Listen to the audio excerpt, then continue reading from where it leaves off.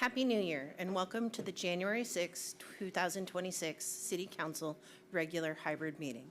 I'm City Clerk Andrea Larson and will be presiding over the meeting until the new mayor is elected. This evening's hybrid City Council meeting is in person and on Zoom, and we're also broadcasting live on Channel 21 and the city's YouTube channel. Welcome to all and thank you for joining us tonight. Council members, please have your microphones turned on for the roll call. I will now call the roll. Guess we're sharing them. Councilmember Andral. Here. Councilmember Becker. Here. Councilmember Shea. Here. Councilmember Reynolds. Here. Councilmember Rosenbaum. Here. Councilmember Weicker. Here. And Councilmember Weinberg. Here. Thank you. There is a quorum present. Next, we have the Pledge of Allegiance. Council, if you've joined us in council chambers, please stand and face the flag. And please join us in saying the Pledge of Allegiance. I pledge allegiance to the flag of the United States of America and to the republic for which it stands, one nation, under God, indivisible, with liberty and justice for all.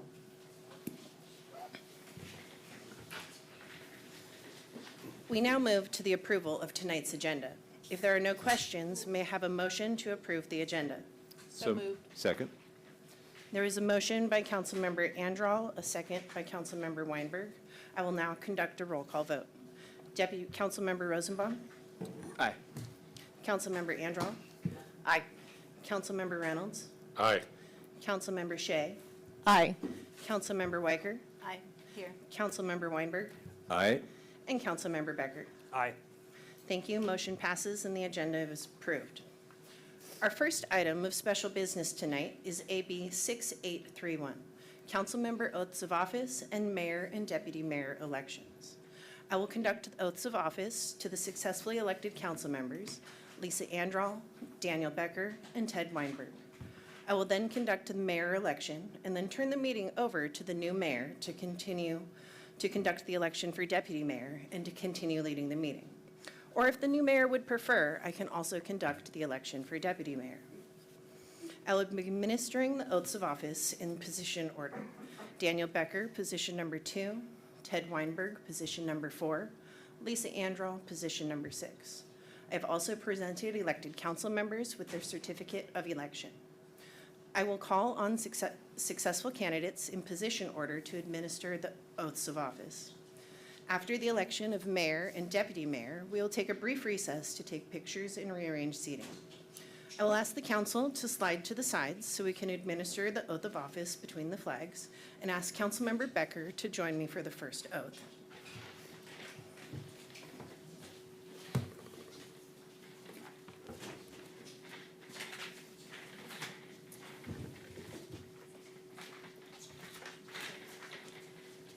Councilmember Becker, please raise your right hand and repeat after me. I, Daniel Becker, I, Daniel Becker, do solemnly swear that I will support the Constitution of the United States of America, the laws of the state of Washington, the laws of the state of Washington, and all local ordinances, and all local ordinances, and that I will faithfully and impartially perform and discharge the duties of the office of City of Mercer Island, Council position number 2, according to the law, and to the best of my ability. Congratulations, Councilmember Becker. Thank you. Councilmember Weinberg, if you will join me at the front.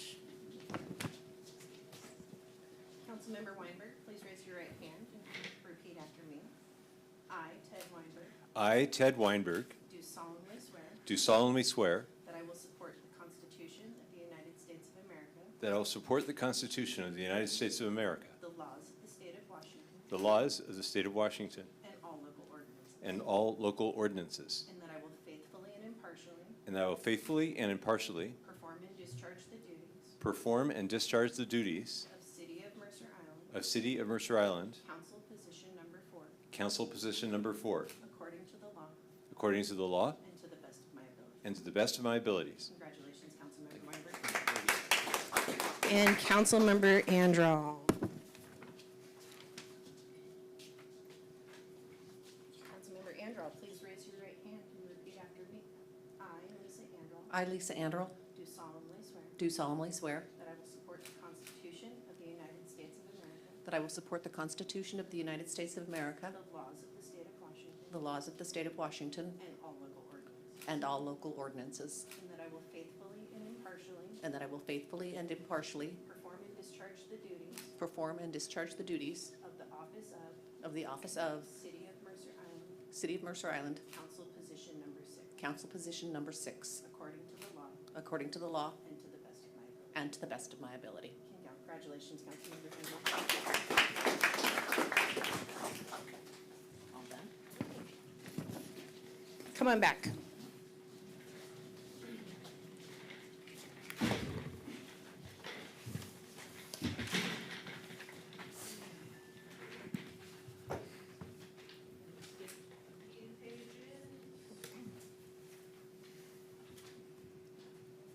All right, thank you and congratulations, council members. We now move on. Under Washington state law, in council manager form of city government, council members choose a mayor and deputy mayor from among themselves biennially at the first meeting of the year. The election process is outlined in Section 2 of the Mercer Island City Council Rules of Procedure. First, I will call for nominations for mayor. If there is only one nominee, it is appropriate to make a motion and have the city clerk conduct a roll call vote for that nomination. If more than one nomination is made, an open election is conducted by roll call vote to decide among those nominated who shall be elected. The roll call vote will be conducted as follows. The city clerk shall call each council member by name. Each council member will reply with the name of the nominee they wish to vote for. The city clerk will tally the votes.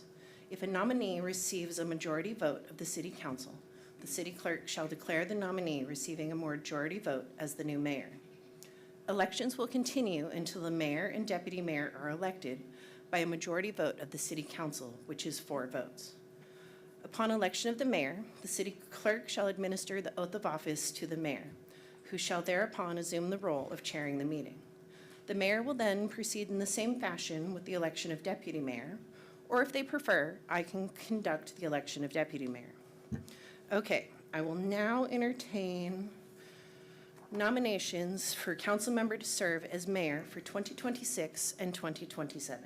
I would like to nominate David Rosenbaum.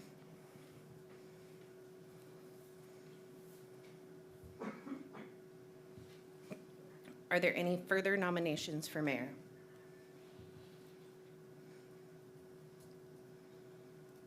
Seeing none, council, is there a motion to make Dave Rosenbaum mayor for 2026 and 2027? So moved? Second. There was a motion by Councilmember Weinberg, a second by Councilmember Reynolds, to make Councilmember Dave Rosenbaum mayor for 2026 and 2027. I will now conduct a roll call vote. Councilmember Shea, Aye. Councilmember Weicker, Aye. Councilmember Reynolds, Aye. Councilmember Rosenbaum, Aye. Councilmember Andral, Aye. Councilmember Becker, Aye. and Councilmember Weinberg. Aye. Thank you. Councilmember Rosenbaum is elected mayor for 2026 to 2027.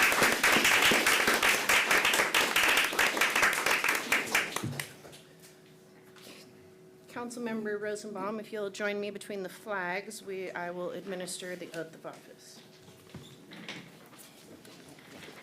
Here we are. Copyright again.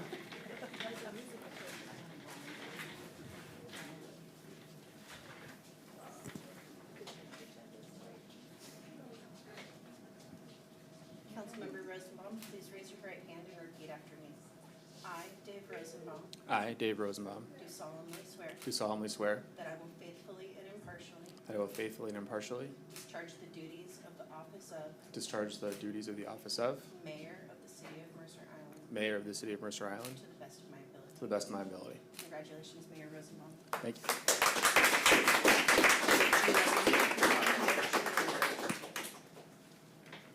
Excuse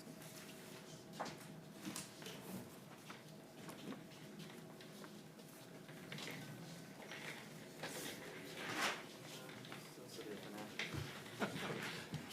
Shuffle once and then shuffle again. I never get to sit here. I will entertain nominations for a council member to serve as deputy mayor for 2026 and 2027. Are there any nominations? I would like to nominate Daniel Becker. Sorry. I'd like to nominate Craig Reynolds. Any other nominations? Councilmember Becker and Councilmember Reynolds have been nominated to serve as deputy mayor.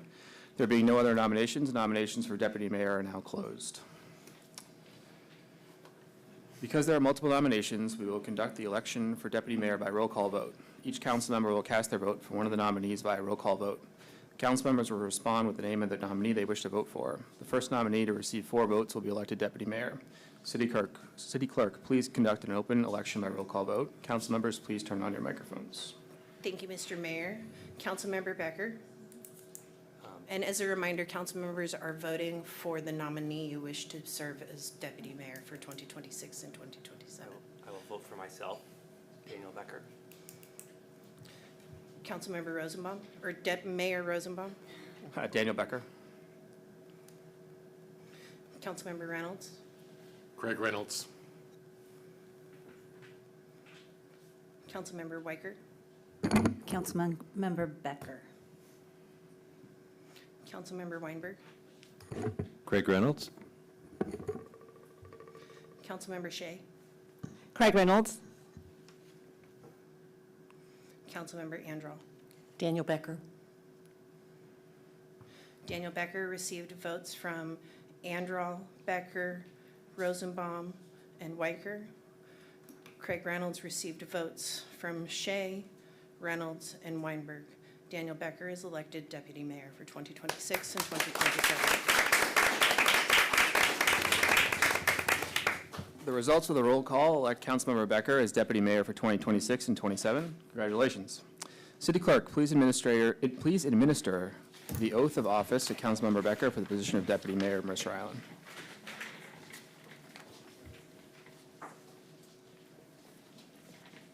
Councilmember Becker, please raise your right hand and repeat after me. I, Daniel Becker, I, Daniel Becker, do solemnly swear do solemnly swear that I will faithfully and impartially that I will faithfully and impartially discharge the duties of the office of discharge the duties of the office of Deputy Mayor of the City of Mercer Island Deputy Mayor of the City of Mercer Island to the best of my ability. to the best of my abilities. Congratulations, Deputy Mayor Becker. Thank you.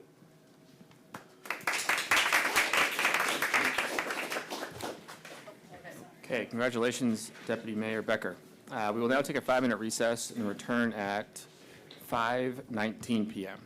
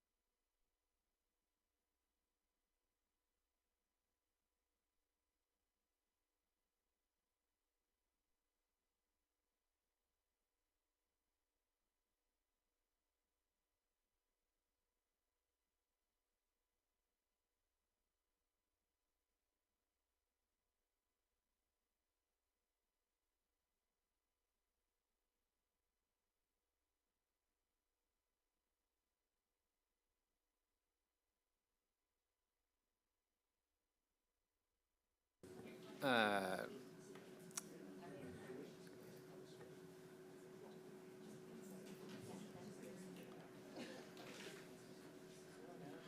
time is now 5:21, and the City Council has returned from recess. Next on the agenda, we have the City Manager's report, and we welcome City Manager Jesse Bond.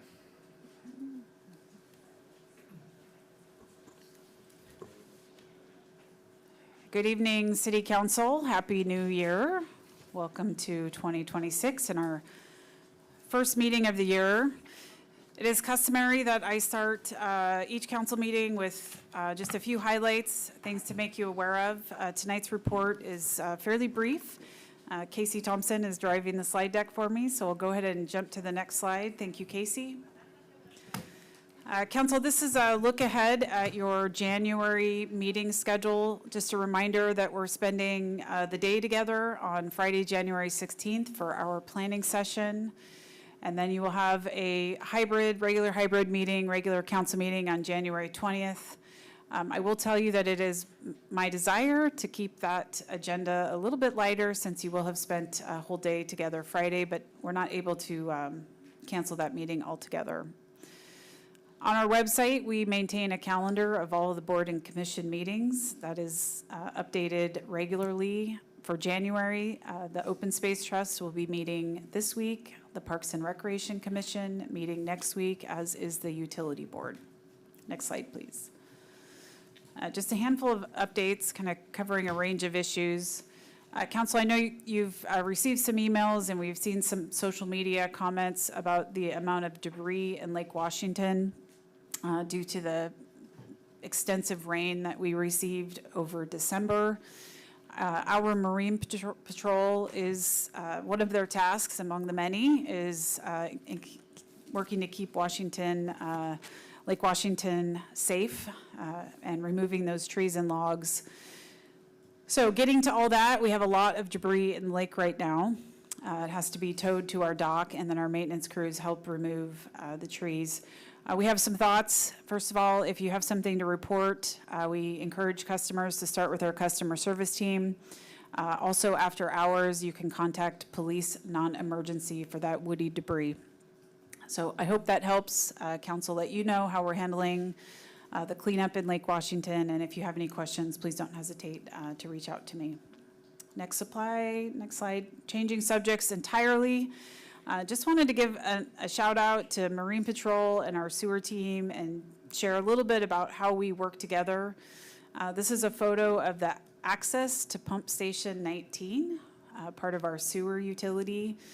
Interesting thing about Pump Station 19 is that we can't get to it by land. We can only get to it by boat, which certainly isn't ideal. Maybe someday we'll solve that problem. So the way we service Pump Station 19 is we get a ride from Marine Patrol and they coordinate with us so that we can get in and do our work.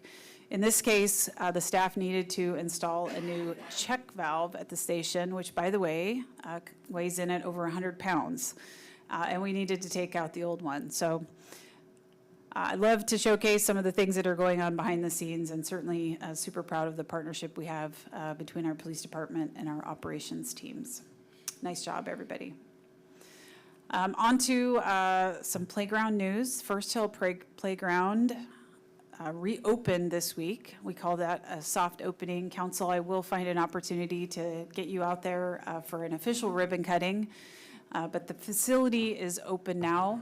All the play equipment is in. We replaced our old equipment. This is one of many playground replacements that is funded by the 2022 Parks Levy. We do have some work remaining. We're not completely done. Things like signage.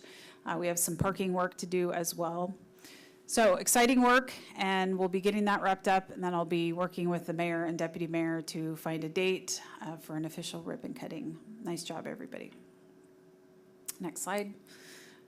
A couple upcoming events. I'm not going to go into detail on this first slide, just to mention that our community center was closed for a couple of weeks. We do routine maintenance over the winter break, things like resurfacing floors, cleaning carpets. That's all done, and we are open for business for our winter programs. We have a lot of new offerings, including indoor playground, sports extravaganza, and youth basketball in the evenings. We also are trying out an open dance room option on Saturdays from 11 to 12:30.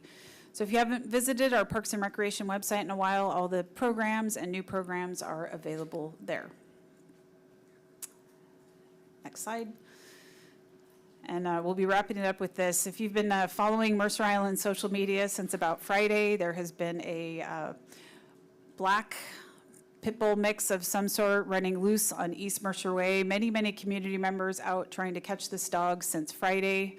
I'm really pleased to share that yesterday we sent out a photo of the dog to our crews, told them where he was, and said, if you see him, let's try to corner him.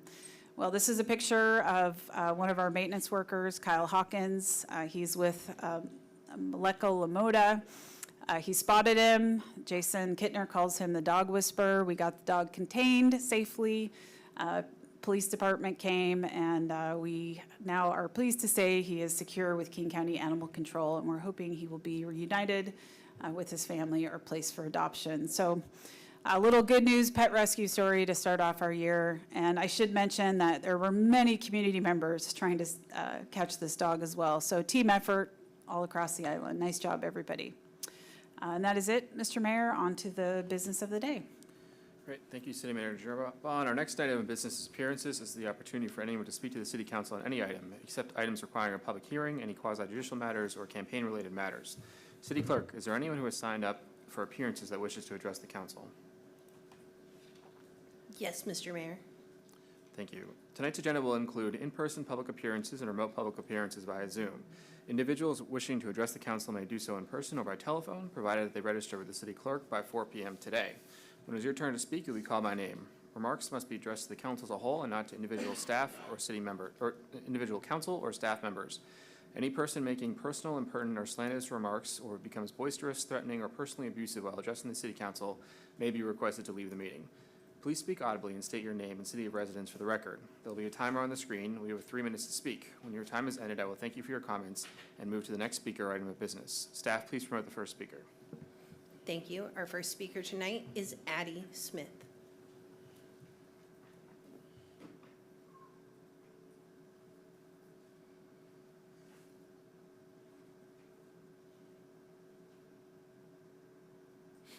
Hello, today is June 6, 2026. At the last City Council meeting, I spoke about how these City Council members received emails from me about the attacks on my life and my daughter's life. For more than 6 months, I sent emails with no response. The Mercer Island Police refused to write one police report for months. For months, the staff refused to allow me to even speak with then Chief of Police. I went to the police station. They refused. This particular email that I'm showing here shows the names of all the people that received that email, including the city manager, who was the interim at the time, and the former police chief. He finally decided to send a response. I sent this email October 8th. He responded October 9th. He claimed to have conducted some sort of investigation that never included contacting me for additional information, any addresses or locations of incidents, or any of the names of all the individuals involved or anything. I was never provided a police report number or anything. The attacks continued until I defended myself. When I defended myself against these white racists, the Mercer Island Police decided to arrest me. The convicted felon who was attacking my daughter and I, the white woman who had a gun that day, who attacked me at the elevator, was given kindness and support. I was laughed at, made fun of, treated horribly, arrested, and walked in shackles from my hospital bed to a jail. I was not provided the care necessary for my injuries. I have lost and continue to lose employment opportunities, business opportunities, and more because of the people in this room. They lack accountability and are intentionally suppressing crimes against my daughter and I because they know the city is responsible for allowing it. The only way for now that I can take any sort of comfort in vengeance is by not voting in last year's election. My family supported me by doing the same. Since racism is Mercer Island's go-to when it comes to Black women, then we Black women need to decide whether or not this greater good we're always being told includes us. My family and I plan to do the same thing again in 2028. One of the reasons the police, city council, and city managers have turned a blind eye to these hate crimes is because the city manager was responsible for the applications for housing. She did not submit the mailing list of households interested in occupying affordable units to the management company. This is one of the stipulations the contract the city had with the management company. There was no oversight of the implementation of the multifamily tax exemption program by Ms. Masters, who is still the executive director of the ARCH program. The management company received tens of thousands of dollars in fee waivers by the city of Mercer Island to build luxury apartment buildings and make 20% of it affordable housing for low-income people and families. Mercer Island ended the MFT program after I began speaking about what they had done. This is why they've been suppressing the attacks that happened to my daughter and I. This is why they've done nothing about these fraudulent charges against me and the damage it has done to my career and my family and my life.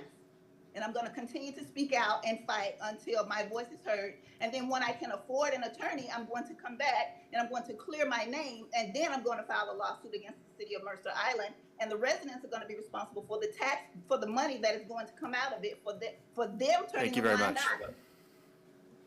Our next speaker tonight is Winky Lay.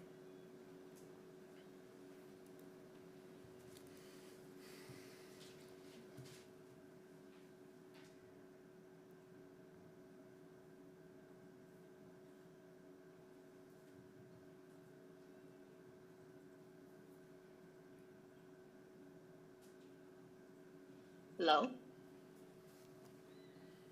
Hello. Hello? We can Hi, hear, we can hear you. Okay, thank you. Sorry, I am driving right now, but I thank you for the opportunity to speak at with the council today. I want to bring up the issue about the development at the HNT Synagogue, building the K-8 school. I just received a notification from somebody that there was no heading on the letter, but I assume it's an HNT personnel, notifying us that the project has been approved. This is the first time I've heard that it has been approved, and I have looked up the documentation and the approval of the permit. I was very surprised that the tree removal was approved without a detailed study on the arborist report. There's going to be a significant amount of the significant trees that are going to be removed, and there is the examiner is allowing it without any consultation with the arborist.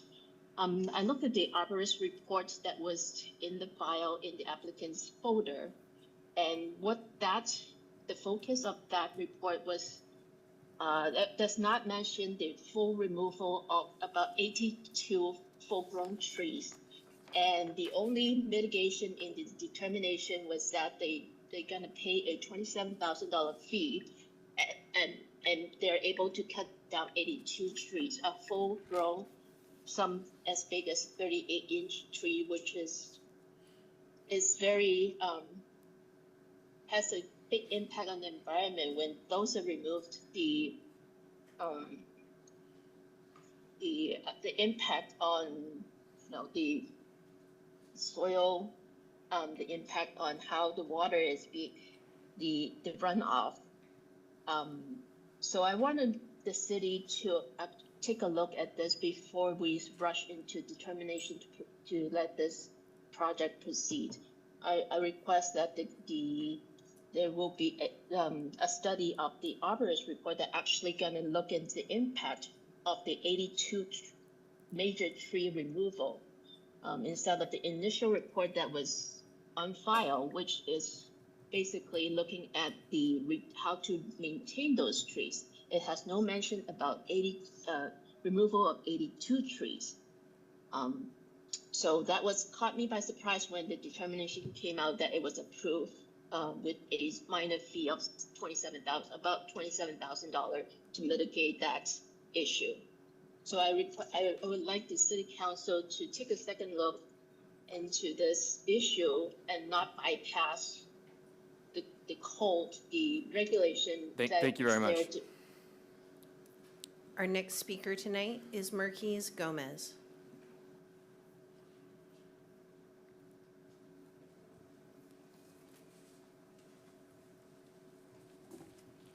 Good evening. My name is Mercer Gomez, and I'm a Mercer Island resident. Based on the city's website, the city council's priorities are to provide outstanding municipal services that enhance and protect the environment, the quality of life, and our community's health, safety, and welfare. The city's priorities and residents' well-being have been put at risk. On November 21st, 2025, a design review hearing decision was issued that allows for removal of 82 regulated trees, 78 of which are defined as exceptional and/or grove trees. These trees are in a critical area within an erosion and landslide zone. Removal of these trees for development resulted in a tree replacement requirement of 441 trees. The hearing examiner, an attorney by trade and not an arborist or geotech engineer, assigned himself as a city arborist and granted the applicant a request to plant 34 2-foot deciduous maple trees and then pay a fee in lieu of planting the other 407 trees. The applicant had an arborist report on file. The majority of the trees are recommended for monitoring, pruning, ivy removal, and protection during any development. The report explicitly states that exceptional trees, trees over 24 inches in diameter, and healthy groves should be prioritized for retention.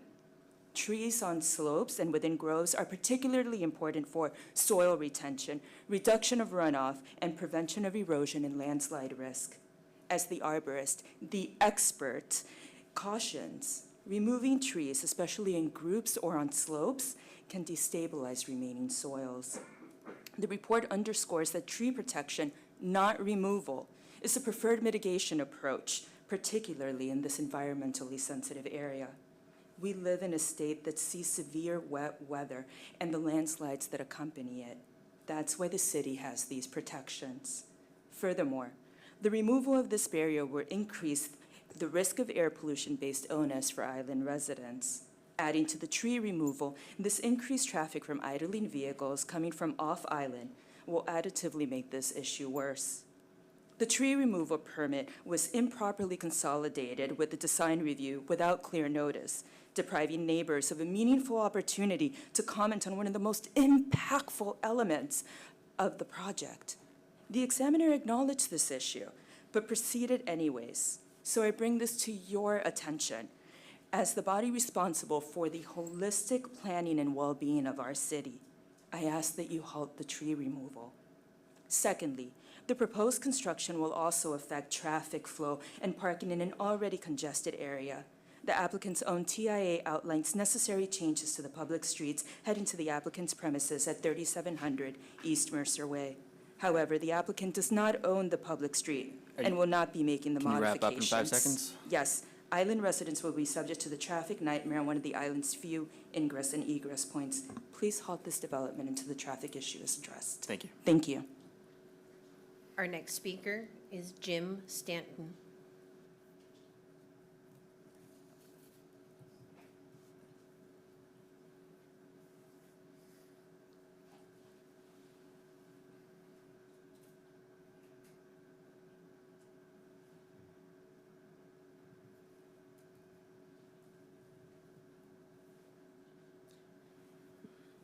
Hi, am I on? You're good. We can hear you. Thanks.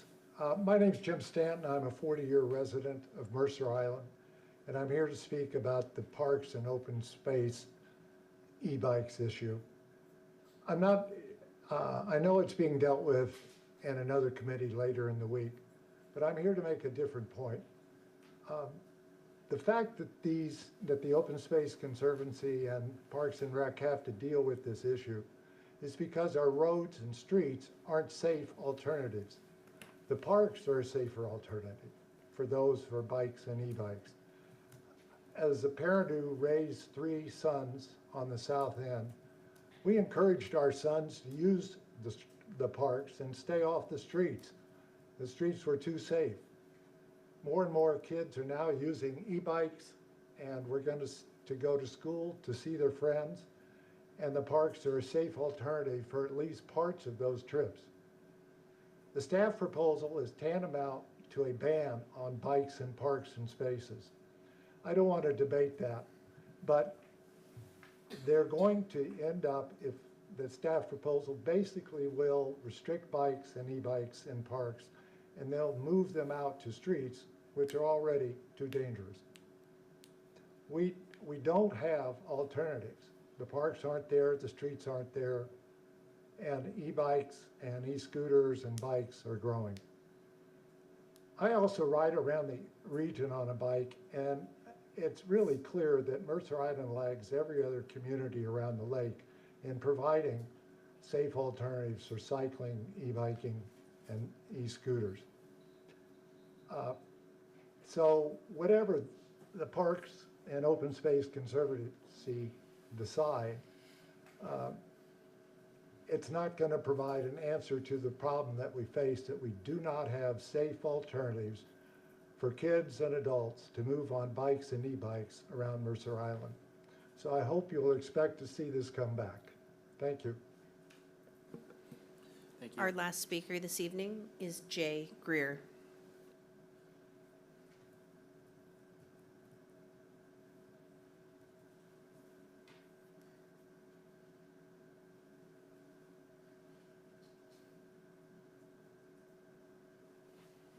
Can you hear me now? We can hear you. All right, great. All right, so building on Jim's point there. So my name is Jay Greer. I'm a resident of Mercer Island. I've lived on Mercer Island and been active in the community since 2011. I have 3 teenage children. 2 are currently at the Mercer Island High School, and 1 just graduated a couple years ago. My youngest son, Sam, is an avid mountain bike rider, and I've been an assistant coach with Mercer Island's youth mountain bike racing team for the last 4 years. In addition to riding mountain bikes and road bikes, my family also regularly rides e-bikes, and that's what I'm here to talk about as well. As you know, the Parks and Recreation Commission and the Open Space Conservancy are working together to develop new regulations for e-bikes on Mercer Island and how they may or may not be used in our parks and open spaces. And in fact, city staff has already posted a proposal on the website, which is going to be discussed later this week. So city staff is proposing the adoption of a policy that prohibits Class 1 and Class 2 e-bikes and e-scooters within open spaces or parks except on paved trails, but we don't have very many paved trails. So that's Class 1 and Class 2. And the third class is completely prohibited in parks and open spaces completely, regardless of whether they're paved or not. So in my opinion, and in the opinion of the broader cycling and e-cycling community on Mercer Island, which is quite large, these proposed regulations are far too restrictive. Mercer Island lags the surrounding communities in its support of e-biking and bicycling in general. These latest proposed e-bike regulations just highlight that fact. The most important roadways on Mercer Island, such as Island Crest Way and East and West Mercer Way, and other high-traffic roads around the island are not particularly safe for children or adults, for that matter, who are riding bikes, e-bikes, and e-scooters. The trails in our parks and open spaces provide important and safe alternatives to our dangerous roadways. With e-bikes and e-scooters, as well as cycling, continue to grow rapidly, and with the light rail station opening soon, safely connecting all of Mercer Island should be a priority. Instead of finding more ways to restrict or prohibit e-bikes, I support a more inclusive and common sense solution to reduce the potential for trail conflicts. And Jim got a little bit out of it. He didn't go as in depth as this, as what we're going to talk about later this week. But implementing a speed, rather than all these classes, implementing a speed limit when they're in parks, which you see in other cities as well. So a 15-mile-an-hour speed limit, installing clear signage, looking for ways to better physically separate bikes and pedestrians while they're both in the parks. And, for example, separating trails or have different little trail legs that are either, all bikes only or pedestrian only, those types of ideas. And then lastly, educating all users, including pedestrians, on the importance of sharing the space. And then kind of overarching, I really would like the city to more directly engage with Mercer Island's e-biking community as it's developing its recommendations. Doing so will ensure a good solution is reached and will take into account all the user groups, including the group most directly impacted by any new regulations. Honestly, doing this kind of thing, it's sort of hard to kind of state our case and then hope it's, I'd much rather have like a working group with users and the parks folks and maybe some of you folks, or maybe that would be my opinion. But thank you for your time. Thank you. If there are no further appearances, we'll now move to our next item of business, approval of the consent agenda. City Clerk, please put the consent agenda on the screen. The consent agenda contains 5 items which are available on the screen and in the agenda packet for review. Is there a motion to approve the consent agenda as presented? So moved. Second? It was moved by Councilmember Reynolds and seconded by Councilmember Weinberg to approve the consent agenda. City Clerk, please conduct the roll call vote. Thank you, Mr. Mayor. Councilmember Weiger? Aye. Councilmember Reynolds, Aye. Mayor Rosenbaum, Aye. Councilmember Weinberg, Aye. Deputy Mayor Becker, Aye. Councilmember Shea, Aye. and Councilmember Andral. Aye. Thank you, Mr. Mayor. Our first item of regular business is AB 6843, AWC Action Days Representatives. So we welcome City Manager Jesse Bond. Good evening again, City Council. The Association of Washington Cities holds a number of training opportunities annually. The first one on deck this year is referred to as AWC Action Days. Cities from around the state join together for a conference, and most cities like ours schedule meetings with our legislators while we are there. Staff are anticipating attending Action Days on January 21st. I think I have that date correct, Robbie? Yes. And we are working right now to confirm meetings with our legislators. Council, I reached out to you prior to the start of the year asking if anyone was interested in going. At the time, I received 6 replies back. It is usually, I am not able to take more than 3 council members to any one meeting with a legislator. So I'm looking for guidance from the council tonight, letting me know who will be attending. If there are more than 3 of you planning to attend, then I'm happy to take that direction and determine a way to split you between the 2 days. I will mention all of the legislative meetings are scheduled for the 21st, and staff did not have the flexibility to attend both days. So I would encourage you to talk amongst yourselves and determine who is going to attend, and we will take that direction and commence with registrations and such. Hey, Dave. Yeah, Councilmember Weicker. So, Jesse, can you just clarify about the City Action Days sessions that AWC hosts at St. Martin's versus the legislator meetings? Because I think there's a distinction in the learning and credits that you can get for your leadership accreditation versus the meetings. It is like a conference. People are coming and going all day, though, because they are traveling to Olympia for legislative meetings. So it's a full 2 days of programming, typically, and then most cities there are also taking that opportunity to meet with their legislators. Did that answer your question, or did you want to add some more commentary? I just have a follow-up. Having been to Action Days many times, I don't need to go this time, but if I'm needed for legislator meetings, I'm happy to be part of the delegation of 3 for whichever ones. I can be down there for other reasons, but not attend the conference. So if that allows for some flexibility, I encourage newer council members in particular to go. It's useful. Councilmember Andral. I'm not available that day, so that kind of takes another person out of the mix. Okay. Who is interested in going? Okay, we have Councilmember Weinberg, Councilmember Shea, and Councilmember Reynolds. I mean, I'm interested in going, but I was going to say if you're going on behalf of council leadership, I'm happy. I will defer. I've been in the past, so I will let other folks take the chance. So, Councilmember Weicker, would you like to attend? So I'll be down there anyway, so I'm happy to attend legislator meetings if that would be helpful. I don't need to attend the conference. Okay. Why don't we put everyone down, and City Manager Bond, if you could help split the group amongst the days in the ways that make the most sense in terms of learning opportunities and opportunities to represent the city. All right, so it looks like, just to confirm, we'll be registering Becker, Reynolds, Weinberg, and Shea. Yes. Okay. So is there a motion to select council members Becker, Weinberg, Weicker, and Shea? Not No, Weicker. Sorry. Reynolds. Weinberg, Reynolds, Becker, and Shea So moved. to attend AWC Action Days on January 20th and 21st. It's 21 and 22. Sorry. Okay. On their website, it says 21, 22. Right, that's, In the agenda, it said 20 and 21. sorry about that. How about the appropriate days? Is there a motion? So moved. Second. Okay, motion made by Councilmember Weinberg and seconded by Councilmember Reynolds. City Clerk, please call the roll. Thank you, Mr. Mayor. Councilmember Weinberg, Aye. Councilmember Reynolds, Aye. Councilmember Shea, Aye. Councilmember Weicker, Aye. Deputy Mayor Becker, Aye. Mayor Rosenbaum, Aye. and Councilmember Andral. Aye. Thank you, Mr. Mayor. Great. Our next item of regular business is AB 6844, City Facilities Survey Appropriation Request. Welcome Senior Management Analyst Robbie Cunningham Adams. Good evening, Council. Again, for the record, your Senior Management Analyst, Robbie Cunningham Adams. And tonight we'll be talking about a survey appropriation related to city facilities. The purpose of this agenda item is to appropriate funds and authorize the city manager to conduct a statistically valid survey of Mercer Island residents. This survey will collect community input on the recent public safety and maintenance facility bond measure and inform priorities for future city facility planning.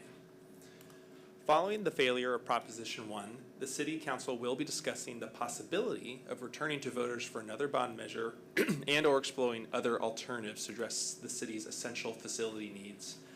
Council, you're going to be hearing a lot more about this at your planning session on January 16th. And this discussion on the 16th will include a discussion around the variety of options and strategies we wish to undertake around community engagement. Tonight, though, we're going to discuss one potential community engagement strategy, the survey.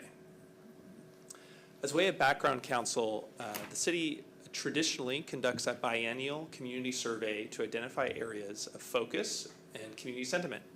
Given the city's current focus on facility planning and understanding perspectives related to the recent bond measure, the city manager is recommending that these resources be redirected toward a statistically valid survey of island residents focusing on city facilities and capital project priorities. Staff recommend that we engage the services of an outside consultant to conduct a multimodal representative survey. This would include interviews by email, text message, telephone. And what statistically valid surveys gives the city is an opportunity to have a data-informed approach to understanding Islanders' view of Proposition 1 and priorities for future facilities and capital projects. Surveys like this allow the city to reach deeper into the community, engage residents who do not always proactively reach out to us. In addition to the kind of narrowly focused and sized survey, statistically valid survey, we will also offer an open survey that all residents can access through the city's regular communication channels. The questions in that open survey would be the same as the more statistically narrowed survey, and so we'll get an opportunity to have a wide amount of input.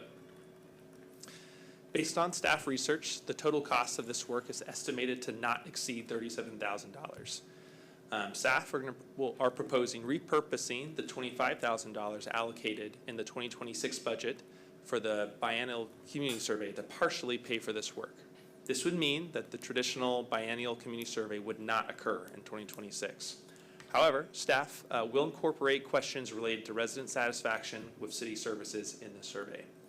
An additional $12,000 is then required to be appropriated out of unassigned fund balance from the general fund to fully fund this work. Should you, Council, approve conducting the survey and appropriate the necessary funds, staff will finalize consultant selection this week and get going. The time is of the essence. The desire is to release the survey no later than the week of January 19th to ensure that the results are delivered in time to you and to us to shape a potential bond measure in November 2026, should that be the preferred path that you direct us to do. We expect to be back with the results and analysis of this survey at the first City Council meeting in March 2026. If you, Council, desire to review the polling questions ahead of time, we will endeavor to do so and to bring a draft for review and feedback at the January 16th planning session. The turn time on this is really tight, and so another option that would be helpful in achieving that would be to appoint an ad hoc City Council committee to work directly with staff in the coming days to finalize questions. Again, Council, these surveys are just one component of the community engagement strategy on city facilities. City staff are also going to recommend at least one in-person town hall and city facilities, and we will have a discussion on other opportunities for community engagement at the planning session. So again, on the screen here is the motions that are in your packet. We need two motions to authorize to do the work and to fund it, and if you so desire, to appoint a ad hoc committee. With that, happy to take questions. Any questions? Councilman Reynolds. Can you just provide a little more details on how it's going to interact with the biennial survey? That was a fairly long survey, as I recall.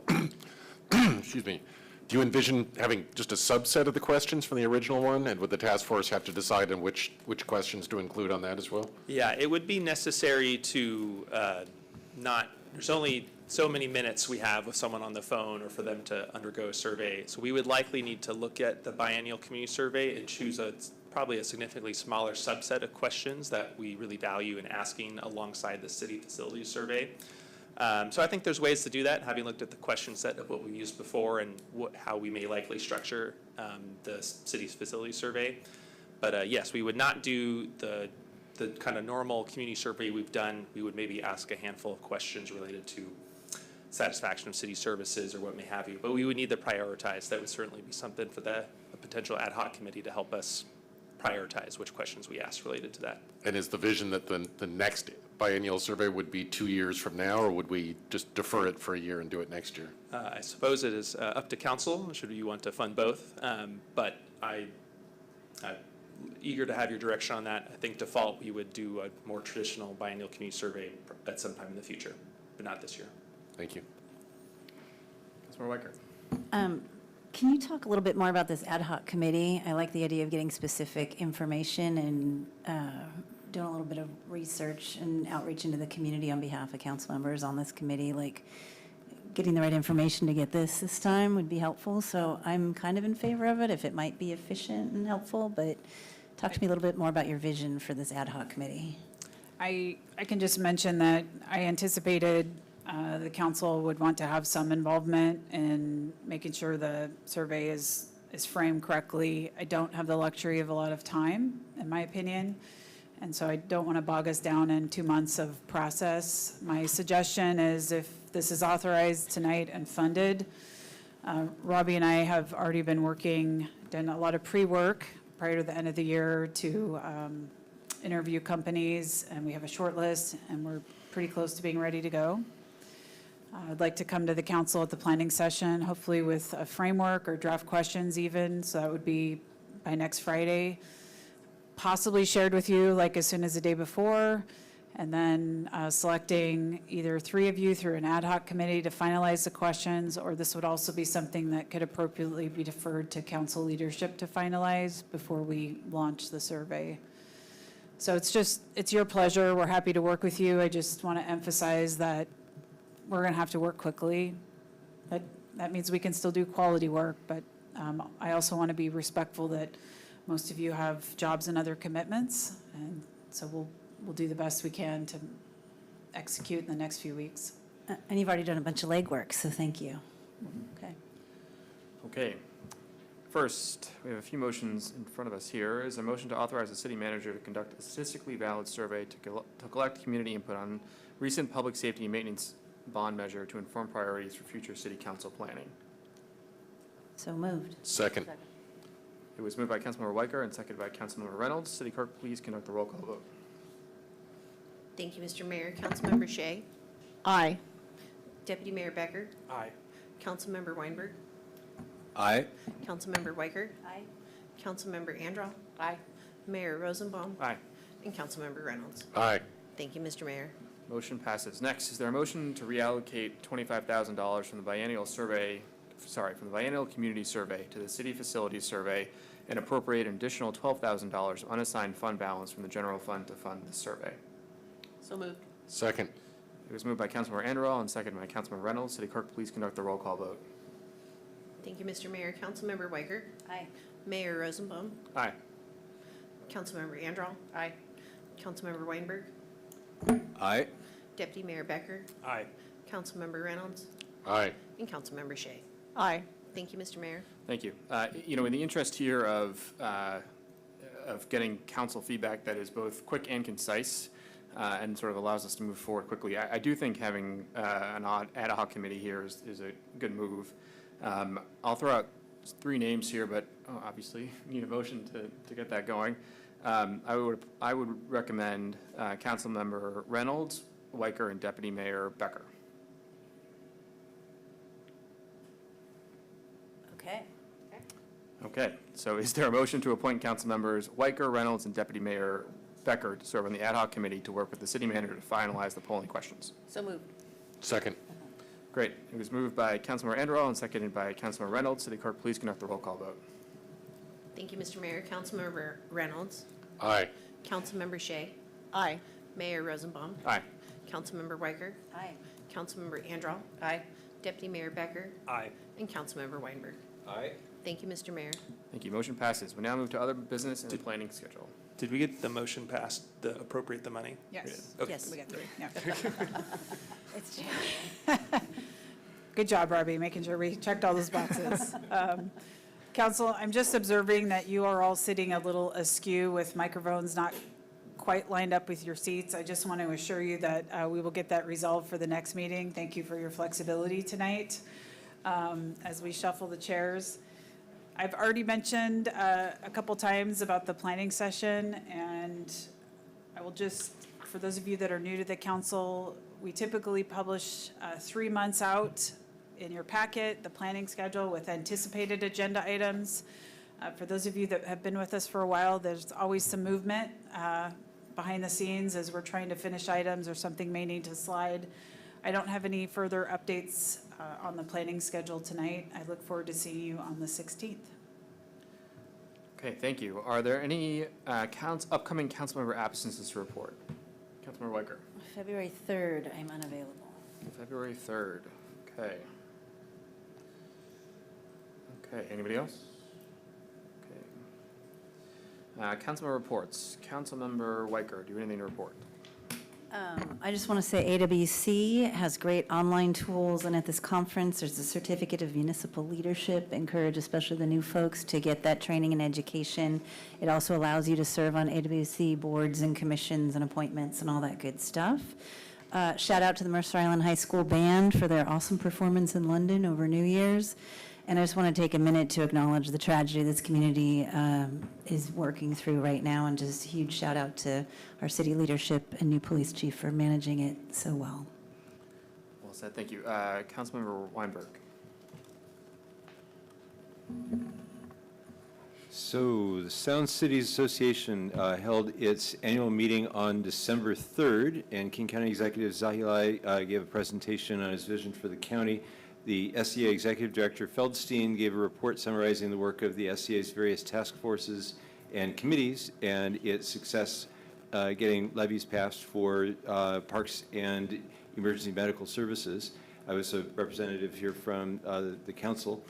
And then on December 5th, the K4C, or King County Cities for Climate Collaboration, met and we did a round robin learning about projects in the region, including Bothel's passing its climate action plan, Redmond publishing a bicycle plan, Burien daylighting a Miller Creek, and Mercer Island's new bike lockers, and Mercer Island's upcoming EV charging and infrastructure plan. The K4C staff also made the awkward announcement that the new King County executive is restructuring their department, which puts the future K4C meetings in limbo.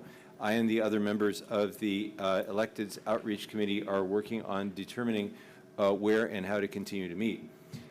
On December 10th, the SCA Public Issues Committee met. I was our delegate from City of Mercer Island, and the PIC, Public Issues Committee, discussed its legislative priorities when we were able to get SCA's endorsement for the e-motorcycle bill. And then on the 12th of December, busy month, the East Side Transportation Partnership met, and Chelsea Levy from the Cascadia High-Speed Rail Program gave us an update on the long-term plan to create a 160-mile-per-hour rail line between Portland, Seattle, and Vancouver, BC. They're in the research and route planning stage at the moment, studying other countries, how they've implemented similar high-speed rail lines, and examining what possible routes they could acquire along the I-5 corridor. They're a long ways away from knowing where the stations will be, how much it will cost, and where the money will come from, however. In other news, as many of you know, I'm planning on making 14 trips to Olympia this session, testifying for bills, including those that align with our city's legislative priorities. If anyone has a bill they'd like to testify on, would like to carpool, let me know, and we can compare schedules.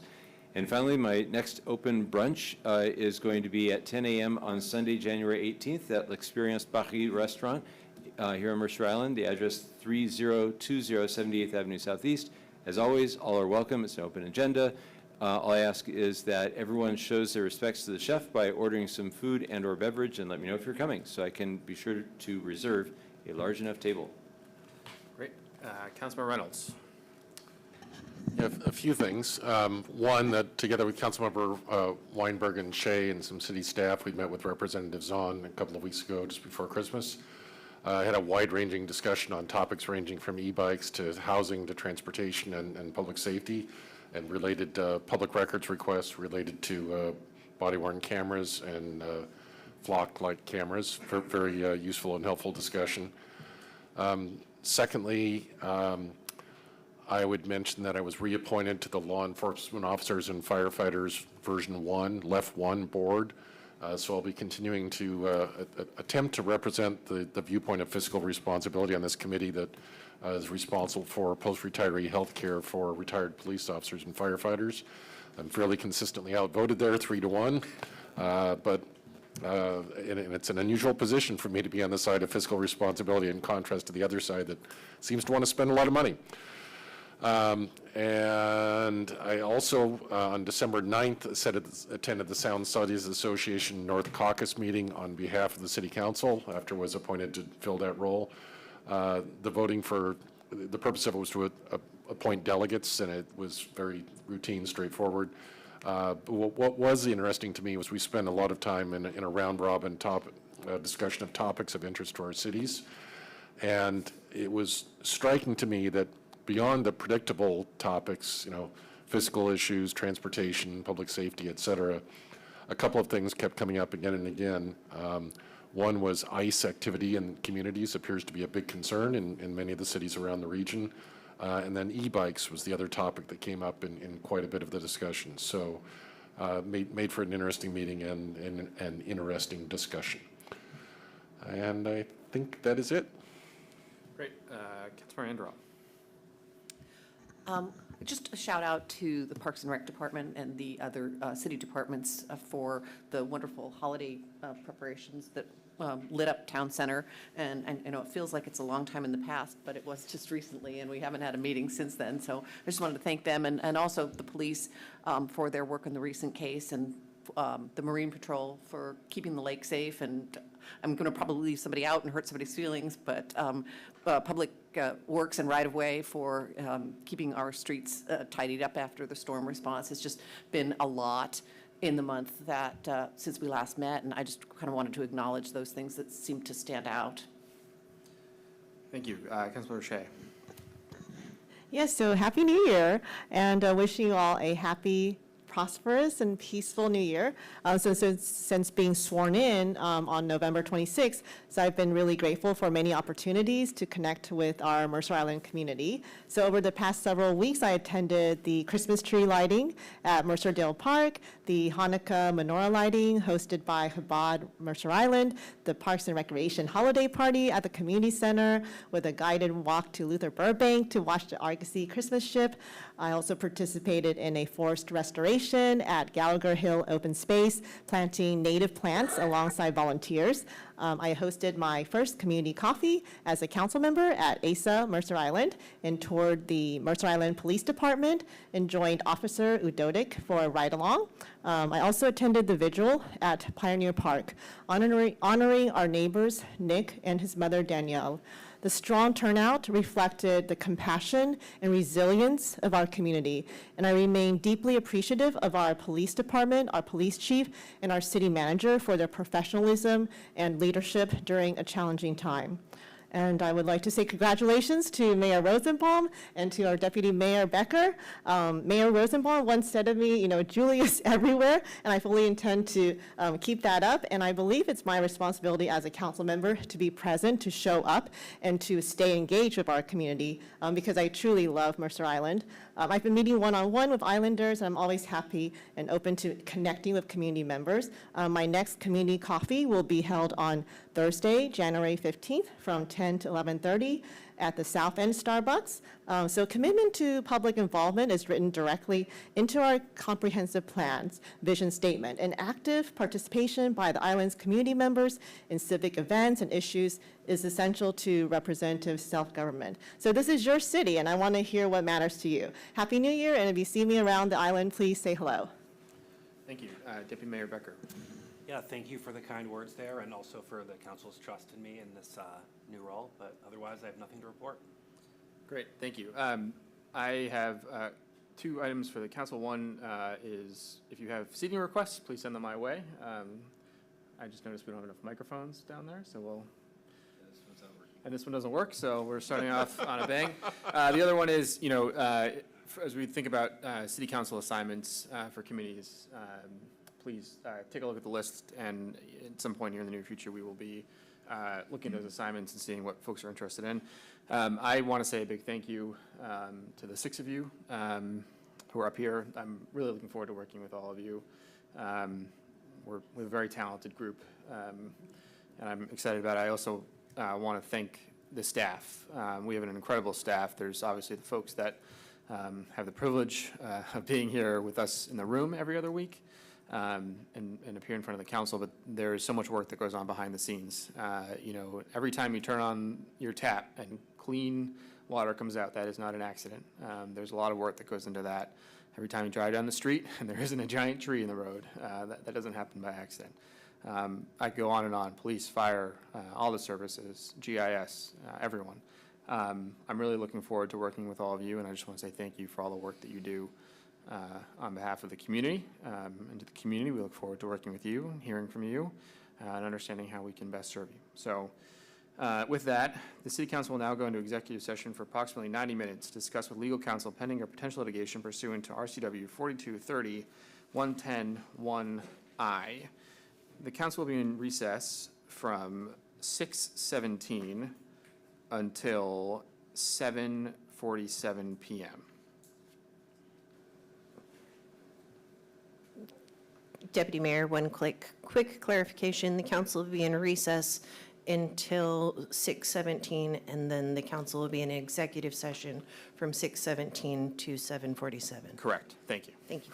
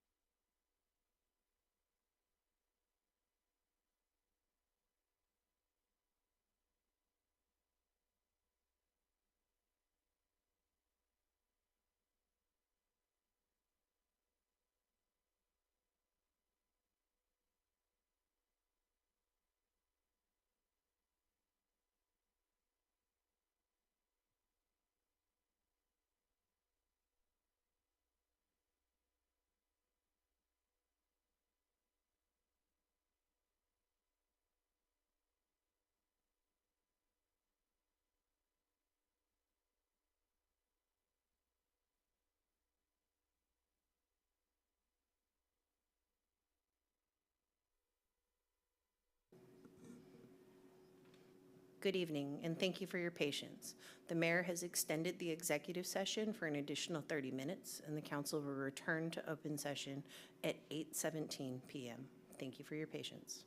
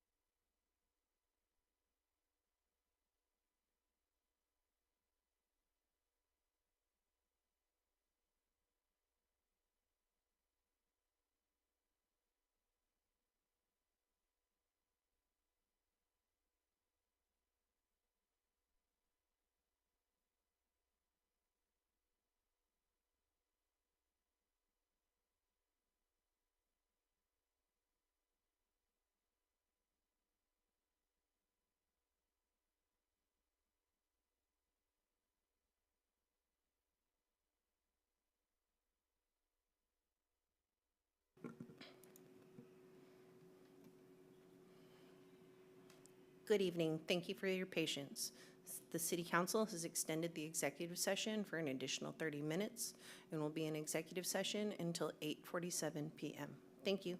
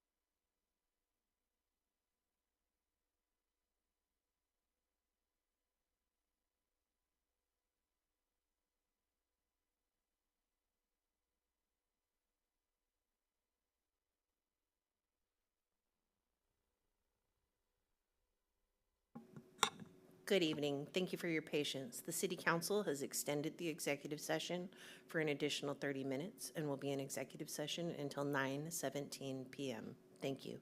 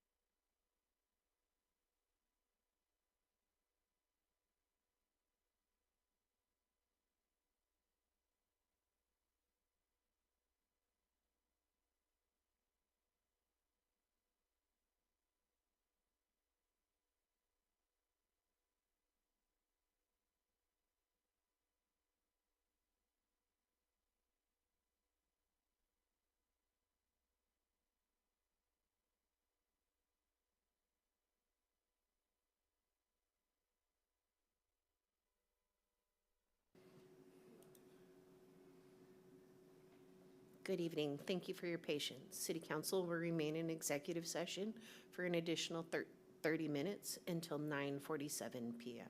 Thank you.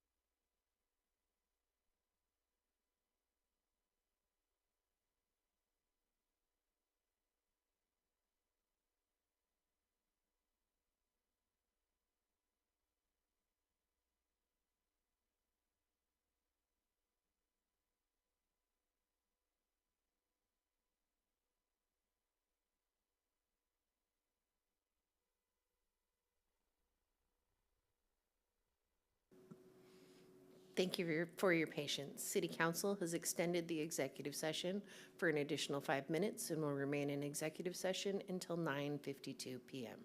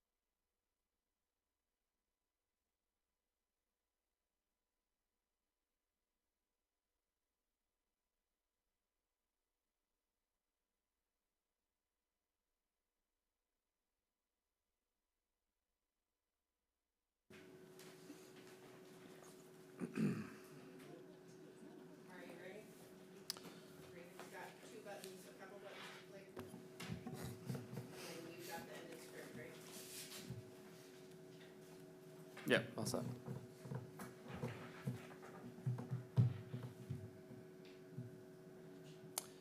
Thank you. The city council is in executive session from 6:17 PM until 9:52 PM. The next special hybrid meeting of the city council is scheduled for Friday, January 16th, beginning at 9:30 AM. The next regularly scheduled hybrid city council meeting will be on Tuesday, January 20th, beginning at 5 PM.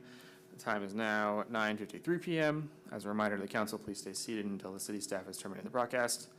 Happy New Year, and thank you for joining us. Woo!